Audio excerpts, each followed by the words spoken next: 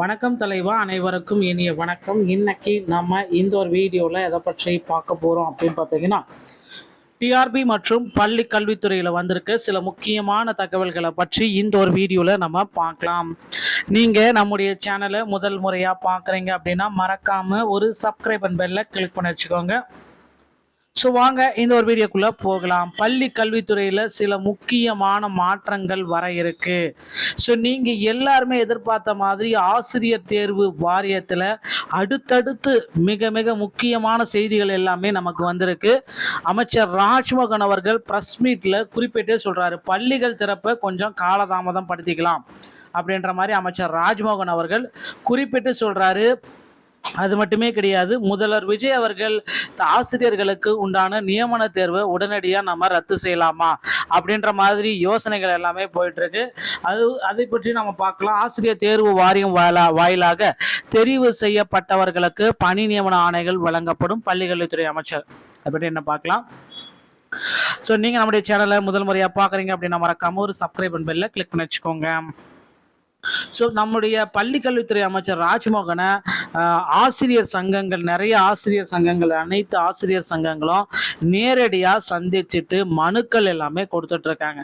So நிறைய ஆசிரியர் சங்கங்கள் இப்படி மனுக்கள் கொடுக்க கொடுக்க என்ன ஆகுது அப்படின்னா, ஸோ கண்டிப்பாக இந்த மனுக்கள் மேலே புதிய அரசு புதிதாக அமைந்துள்ள விஜய் தலைமையிலான அரசு கண்டிப்பாக சுமூகமான முடிவுகள் எடுக்கப்படும் அப்படின்றத எதிர்பார்க்கலாங்க. ஸோ புதிய அரசு பள்ளிக்கல்வித்துறை துறையில் நிச்சயமாக மிக முக்கியமான அறிவிப்புகளை வெளியிடுவாங்க அப்படின்றது எதிர்பார்க்கப்படுது.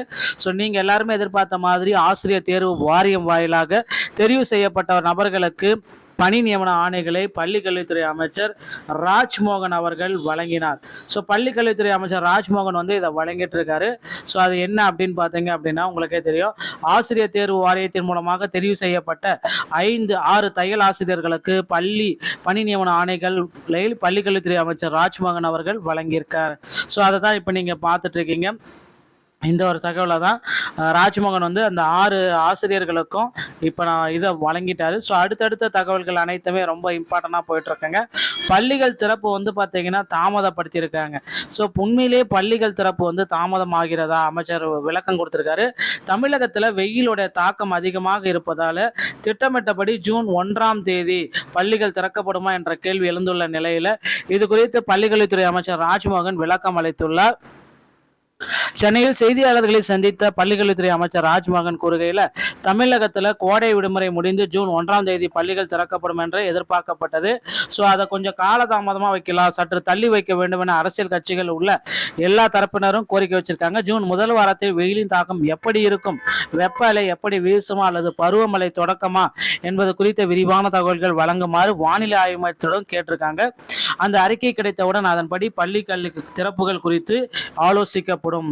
ஸோ கண்டிப்பாக பள்ளிகள் திறப்பு பார்த்தீங்கன்னா திமுக ஆட்சியில் கொண்டு வரப்பட்ட காலை உணவு திட்டம் குறித்த கேள்விகளுக்கு பதிலளிக்கையில், முந்தைய திமுக ஆட்சியில் தொடங்கப்பட்ட காலை உணவு திட்டம் மாணவர்களுடைய நலன் கருதி தற்பொழுது தாவேகா ஆட்சியிலும் தொய்வின்றி செயல்படும் என அமைச்சர் ராஜ்மோகன் அவர்கள் குறிப்பிட்டார்.